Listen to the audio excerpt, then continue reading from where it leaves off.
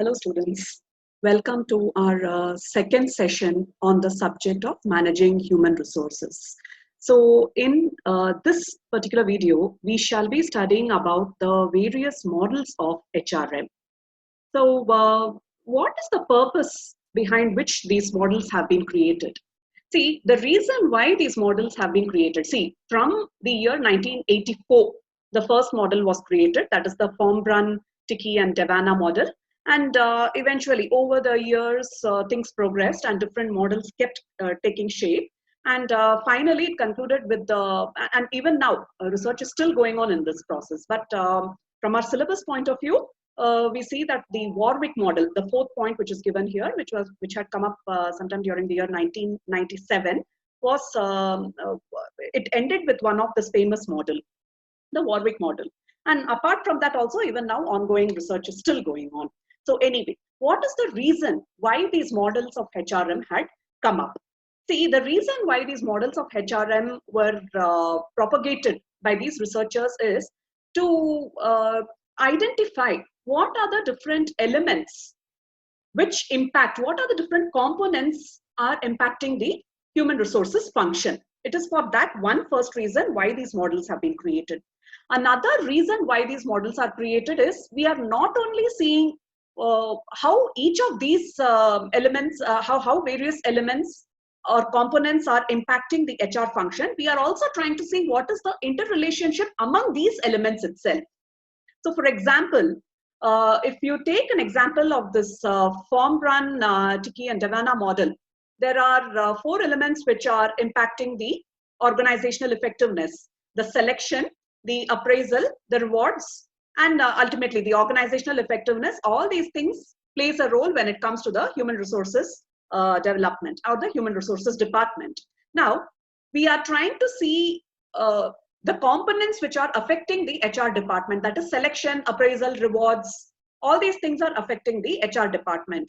That is not the only objective of proposing these models. How is it the selection and rewards are interrelated with each other? How is it that the appraisal and rewards are interrelated with each other? How is selection and appraisal interrelated with each other?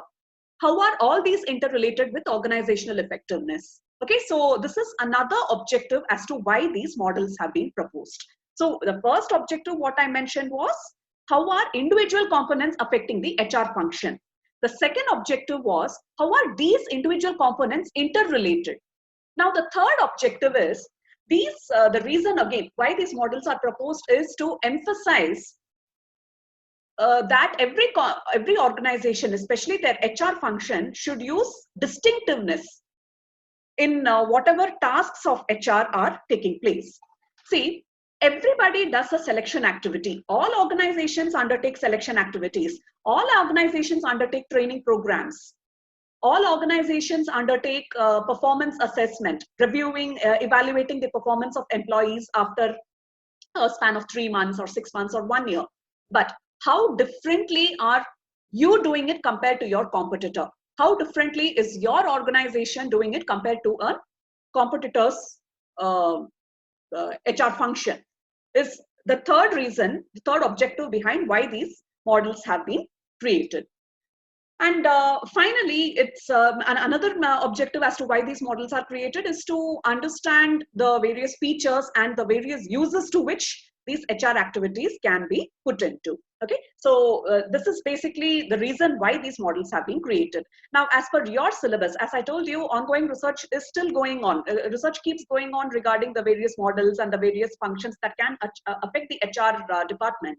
Now, however, from your syllabus's point of view, you have four main functions. And it's not only your syllabus, it's like this is a standardized topic, what is studied among different universities within India and across the globe as well. So the four main models have been proposed that we have to study about. The first one is something called as the Form-Brun, Tiki and Devana model. The second one, Harvard model, Guest model and Warwick model. Form-Brun, Tiki and Devana model was created way back in the year 1984. So it says that there are four components which influences the HR department. The first one is it's the selection, appraisal, rewards, the organizational effectiveness. All these things put together influences the HR department. Now, although it's a very simple model and it has been appreciated as being the forerunner into developing HR models.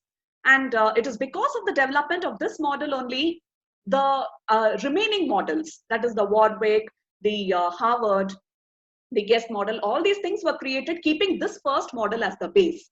Now, although it has been appreciated for this reason, there are certain criticisms. See, it's taking into account only the 4 elements which are affecting the HR function, but it's not just 4 elements which affect the HR function.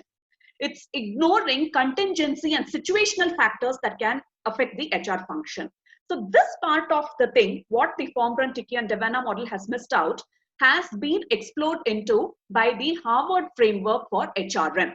So if you see here, till now we have studied the first point. Now moving on to the second point, the Harvard framework for HRM. So Harvard framework for HRM identifies that there are a total of 5 components which are affecting the HR function. So the components which are affecting the HR function has been mentioned to you in the slide. So you have the stakeholders' interests, the situational factors, HR policies, outcomes, and long-term consequences. So what do we understand by the term stakeholder? Any party who has interest in the company is a stakeholder. So shareholders, that is the owners of the company who have invested in the company in the form of equity, are an example of one stakeholder. The management, the board of directors who are running the company, who are answerable to the shareholders, whoever is running the company. So this is another stakeholder. Then you have the employees working for the company, who is the next stakeholder. Government is a stakeholder. Suppliers are a stakeholder. Distributors are a stakeholder. The community as a whole, the community at large is a stakeholder.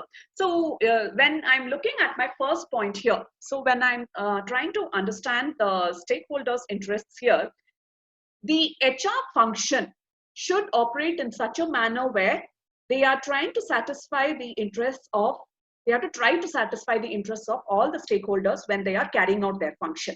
I'll give you one example here. See, the one of the HR function, one of the activities under the HR function is to hiring and selection. Now, when you're hiring and selecting an employee, you will have to discuss the compensation of the employee. A very high compensation, it will make the employee happy. The third component, the third point, which is given under stakeholders' interests. It will make your employee happy, but it may not make your management happy. It may not make your board of directors happy because it's a very high cost for the company, paying the employees too much. On the other hand, you're paying very less wages to the employee or less salary to the employee. You may be satisfying the board of directors here. They'll be very happy that the costs are less, but the employee is not going to be happy. Even if they join the company, they will quit the company as soon as they get a better offer elsewhere. And you're also going to invite repercussions from the government for not paying, adhering to the minimum wages act. Okay, it's one of the laws, rules which is framed by the government to make sure that the wages are paid in commensurate with the level of inflation, or the wages are paid in commensurate with the standard of living of the country as a whole. So in case you are not paying proper wages or you are not paying proper salaries to the employee, you will invite repercussions from the government. So in this way, so what I'm saying here is you are contradicting the interests of different stakeholders here with this component of the salaries. That is what we should not do. When we are deciding upon a salary paid to an employee, it should keep the employees also happy.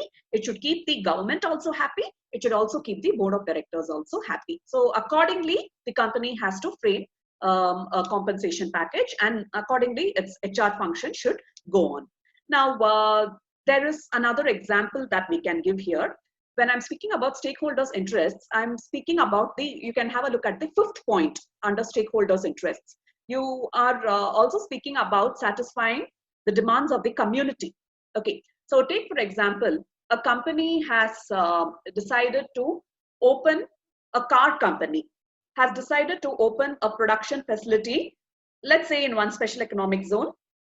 And so obviously, if I'm opening the production facility over there, it's going to be something very good which is happening for the community.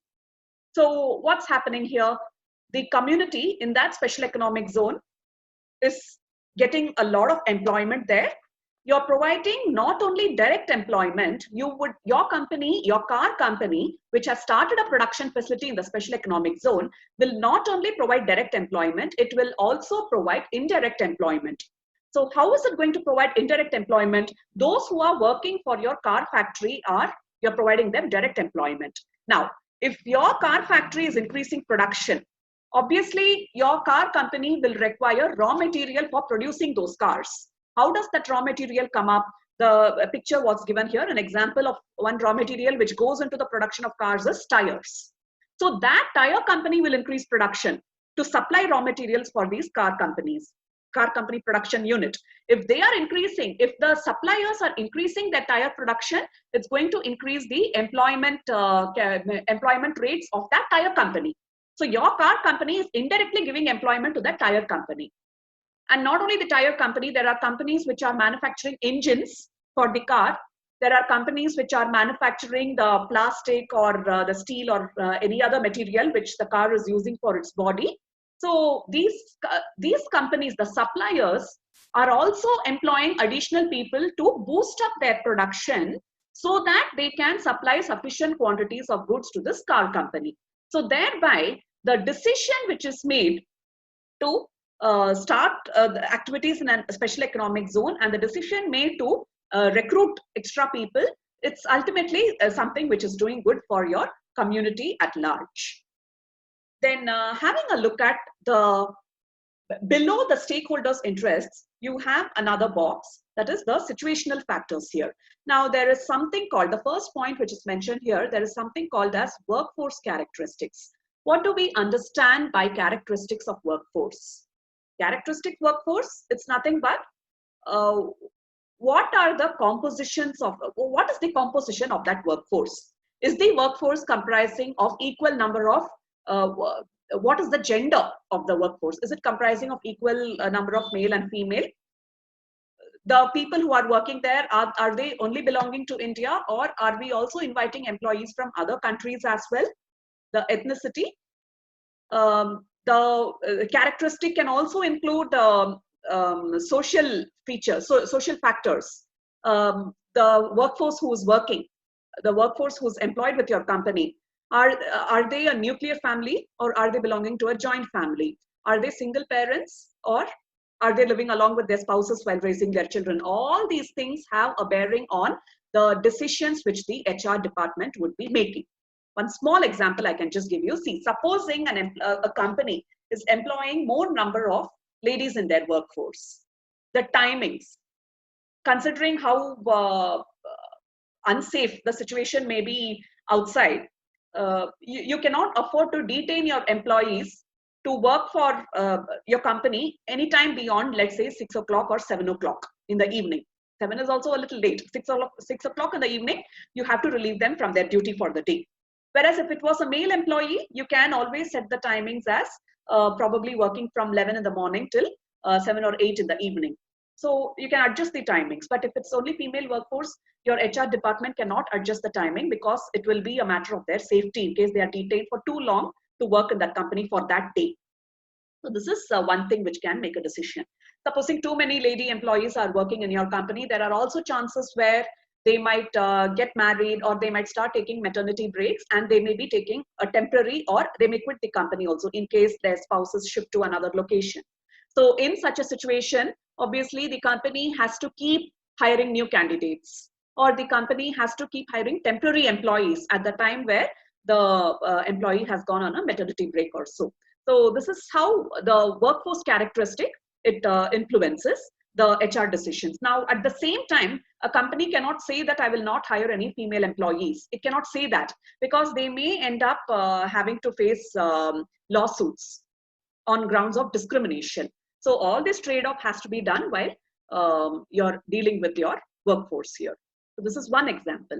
Now there are other aspects which forms a part of situational factors. You have something called as a labor market here. See, labor market can either be tight or it can be a loose labor market. a tight labor market is something where the skills what the company is looking out for is very less.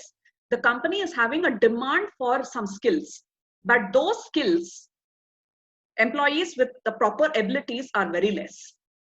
In such a situation, obviously, the employee can command a higher price. The employee will be in the bargaining situation. They can always bargain for a higher salary.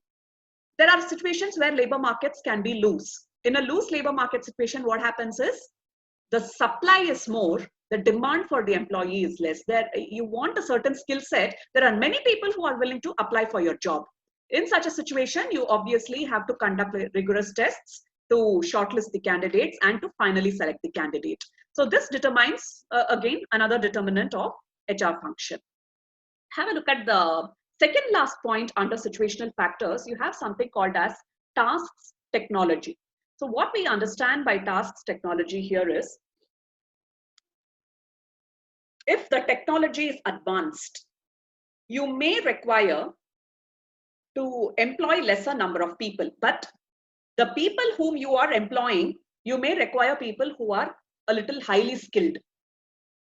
The semi-skilled and the unskilled employees, the requirement will be less. Highly skilled employees, not many, number will not be much. The quality will be there in such kind of organizations. So now take an example of so as I told you, the rule of thumb is that higher the technology, mostly the HR needs, the number of people working with your company will be relatively lower. So I have just taken an example over here, an example which was quoted in one of the textbooks. So here, what we notice is we are trying to understand Dell's supply chain integration system. So how does Dell supply chain integration system work? See, supposing a customer of Dell places an order with Dell computers that they need extra laptops or they need extra desktops, extra computers. This information, no individual, no person as such has to take up that information. The internet automatically updates the information in the computer system, in the company's computer system, that a customer is asking for some Dell desktops or laptops. According to the customer's requirement, production is increased here. Now, the same internet which is mentioning about the customer's requisition, the same internet also connects to the suppliers of Dell and asks them also and requests and mentions to them also that they also have to increase the production. So when I'm talking about the computer monitor suppliers, they automatically get the information that they have to boost up production. The keyboard suppliers of Dell laptops or Dell computers also get the information that they are automatically supposed to boost up their production within so many days. At the end of so many days, a certain company will come and pick it up and transport it to the assembly line. So all the information system pertaining to production is automated here. Obviously, the increase in automation is reducing the requirement of personnel here, human resources, and thereby it will reduce the HR needs of the company. We have stakeholders' interests and situational factors are resulting in HRM policies. It's influencing the HR policies. What are HR policies here? They are the procedures, rules, or guidelines based on which the company hires, the company trains, the company appraises the employees, or the company rewards the employees. And it carries out the several other functions. HR outcomes. So HR outcomes is, it's nothing but the result of what the HR function is expected to do. Now, this particular box on the HR outcomes, when we analyze it, it actually mentions that a participative environment has to be created by the company in order to exploit the maximum potential of the employees. See, employees are, some of them are very talented, but room should be given by the company for that employee to utilize the talent or bring out the talent to the maximum potential. This could be in the form of training, or it could be in the form of giving equal opportunity to all employees without favoritism or anything like that. So transparency should be there whenever work is assigned. And when this transparency, or when the work is assigned to different employees, the employee who's actually doing the work, he should get the credit for it. It's not that he is doing the work and some other person is taking the credit. It should not happen like that. That will ultimately demotivate. So this participative environment which the company is giving to the employees is obviously going to act as a motivator factor, which will result in cost effectiveness. It will result in commitment to the employees and make the employee competent enough, and will also result in congruence. Congruence in the sense, the direction in which the employee is going in the company, it will be same in line in the direction in which the organization is also going. He's working towards the organizational objectives on the other hand. So a good participative environment has to be given to the employees for them to exploit their full potential and for them to be effective for the company as a whole. Then we also have a look at the last box which is given here, which is talking about long-term consequences. So we have individual well-being, the societal well-being, and organizational effectiveness. Take an example of this individual well-being point here. So this says that I'll substantiate it with an example here. So supposing an organization, it is creating a training program for an employee. Now, when the training program is being created, organization, the HR department can make a decision.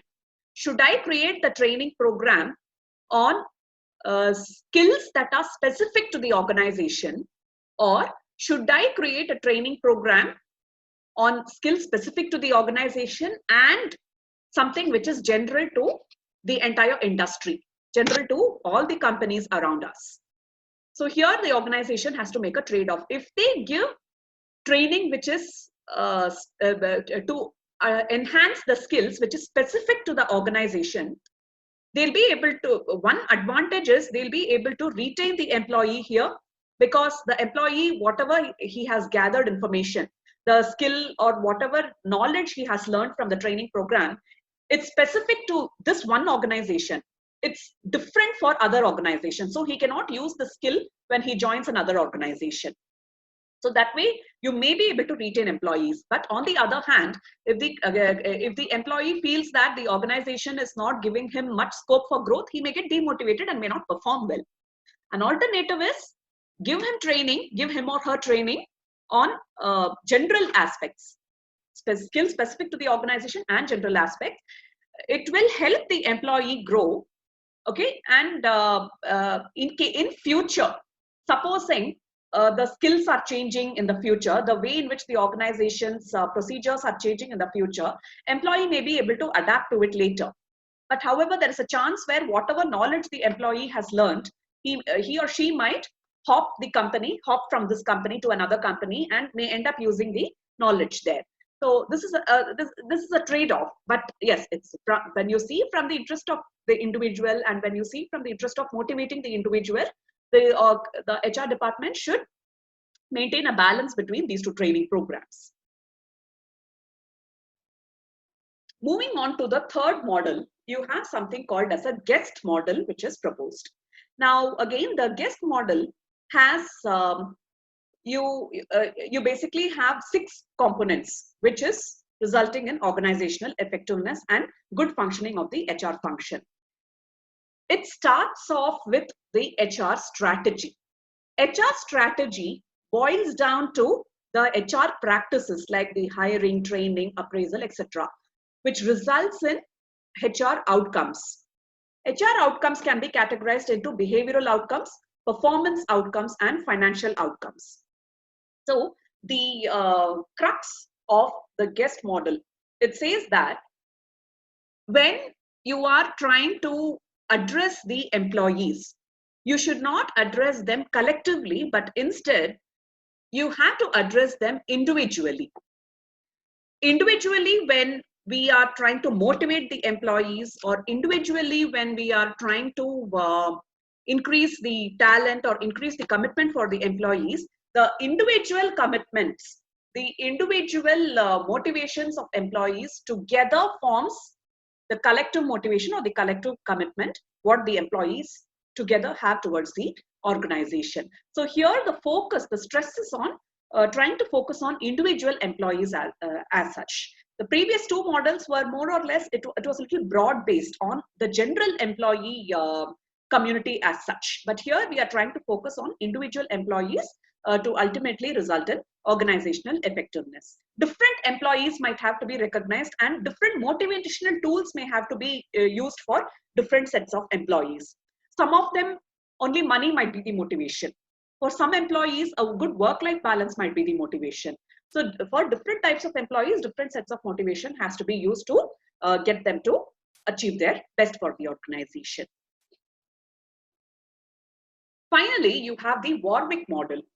So the Warwick model was proposed by two researchers. One is Henry and another Pettigrew in the University of Warwick. That's the way in which the Warwick model, the name has come up. So as per the Warwick model, you have again 5 elements which are influencing the HR function and which are ultimately leading to organizational effectiveness. The first element which is influencing the HR function is the external environment. The second function is the internal environment. The third aspect is the business strategy. The business strategy itself, it encompasses the organizational objectives, the mission of the organization, the strategy and the tactics which the business is using for ultimately gaining for ultimately competing in the market. And we have the role, the definition, and the HR outputs, and we also have the HR flows, work systems, reward systems, employee relations, etc. So having a look at the first point, which is given in the topmost portion here, we have the external environment which influences the HR function.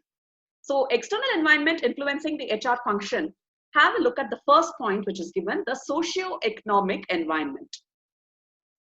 Based on the social factors and based on the economic factors out there, out in the economy, we have to design our HR function also accordingly.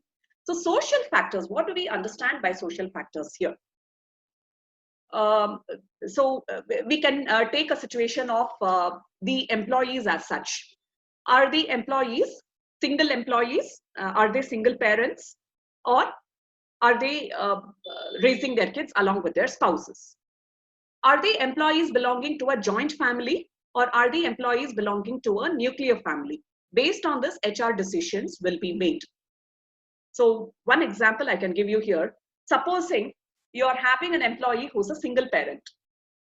You're having many employees who are single parents in your company. So obviously for such employees, the company HR policies should be it should be tailored according to the employee's requirements. You need to give such people more flexible work timings. Their kids will go to school in the morning. So you cannot possibly, in the morning time, you cannot possibly ask the employee to work at a shift from 3 o'clock in the morning till 11 o'clock in the afternoon or something. It's not possible, because that's the peak time where they'll have to send their kids to school and they will have to pick them up and do all the other routine work relating to those kids. So for such people, you can give them flexible work timings. So morning, you can allow the employee to spend time with their kids, and you can expect them to report to work sometime at around 2 o'clock in the afternoon or so, and relieve them at around 10 o'clock or something in the night. Now, if you're doing something like that, you may have to provide a cab facility considering the safety of the employee. So HR rules and practices are tailored according to the employee's personal and social environment, what they are in. Now, another example also we can have, suppose, are the employees a part of a nuclear family, or are the employees a part of a joint family? So again, this also, flexible work schedules, all these things can be coming into the picture. Your HR department can tailor their policies according to the employees' requirements here. Have a look at economic environment here. Economic environment is your economy in a state of boom? Is the economy in a state of recession, or is the economy in a recovery stage? In a stage of boom, consumer demand peaks at the stage of boom. So obviously, because customers are demanding for products in general, your company will have to increase production or increase the services that it's rendering. So obviously in a stage where the production is increased, you need more people to handle the extra production. So the HR recruitment and the hiring also increases in the boom stage. In the recession stage, hiring tends to go down. The products produced are less, production takes a dip, customers are not demanding much. So automatically retrenchment and all those things might happen. Layoffs might happen in the situation. Employees will be terminated. They may be asked to go home, and HR needs will come down. So socioeconomic environment. So we saw how it's influencing the HR function. How is technological environment influencing the HR function also? We had seen a few slides prior to this. See, a small change in technology will require additional training for your existing employees, for obviously because of which extra cost is being spent. A simple change in a word processing system. Okay, see, Microsoft Word, it keeps coming up with new versions. The moment a new version of Microsoft Word comes up, all this while people are used to using the old version of Microsoft. New version of Microsoft has some additional features which people may not know how to use. So for these people, a brief time has to be spent in training these people. Now you may not be spending anything extra in training them, but it is time lost for indulging in productive activities. So obviously, a small change in the technology is resulting in more training programs, which is impacting the HR decisions here. And political and the legal environment. Now, there are many rules out there which influences HR decisions. So when the company and the HR department in particular has to adhere to certain rules which are framed by the government whenever they are implementing their decisions. See, there are so many rules which are implemented out there. Something called as Payment of Wages Act is there. There is something called as a Minimum Wages Act is there. You cannot afford to pay too less wage. If you pay too much of less wage, then you can be penalized under the Minimum Wages Act. There is something called as Maternity Benefit Act. There is something called as Gratuity Act. Okay, so all these things you will have to adhere to as you're framing HR policies and implementing it with the company. Competitive environment. If you're seeing this concept of a competitive environment here, we need to see the level of competition which is out there for a particular skill. Now, for a particular skill where the people are few, but many companies are asking for that skill, then obviously the candidate will join that company which is giving the best terms and conditions. Or if a skill is limited and many companies out there are trying to acquire that skill, we should be careful because your competitor company will try to poach your employee. In other words, they will try to draw your employee from your company and try to put them in their company. So in such a situation, you obviously have to keep that individual employee satisfied, keep giving them training programs, keep giving them scope for development within the company. Otherwise, you will end up losing valuable employees. So these are all some ways in which competition, political environment, technology, socioeconomic, all these things are influencing your organization and HR decisions as well. Have a look at the box which is below the external environment box. You have the inner context. Okay, so the internal environment of the company influences HR decisions. So this can be based on the company's mission. It can be based on the company's culture, structure. All these things are factors which are influencing the HR decisions. See, take an example. When I'm taking a case of this culture itself. Now, there are two companies.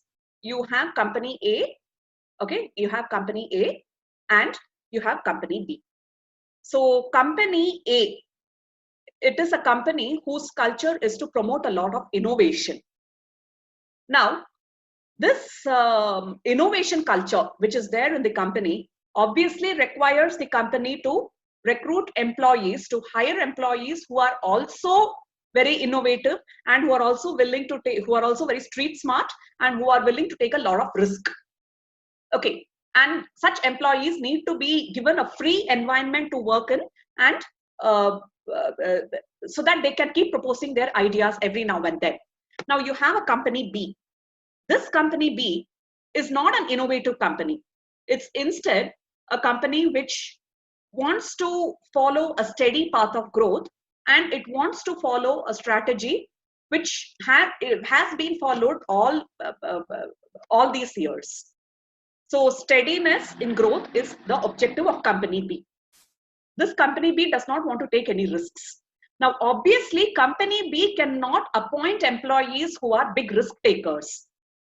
And these employees will not be happy with company B also. So thereby, while choosing your hires, in the hiring process, depending upon the nature of the company, hiring of employees also takes place. So company A will take up those people who are more innovative, who are very smart, who are willing to take risks. Company B, their objective is probably just to cut down costs and just to have a steady growth. For such people, they'll probably take people who are very hardworking. They'll probably take people who are willing to accept a lesser salary, who are who just want basic monotony in their job. So the personality of people the company takes depends upon the company's policies and the company's mindset that it has towards growth. Then, as we already discussed, you have business strategy content, HRM, and the HR flows, work systems, etc. So all these things together comprises the Warwick model. So with this, I have concluded this session on HRM models for this video. So in my next video, we shall be studying another topic in detail known as HR planning, human resources planning. What we will be studying under this topic is we will be studying about what are the steps involved in human resources planning. So I'll see you guys in the next video. Thank you.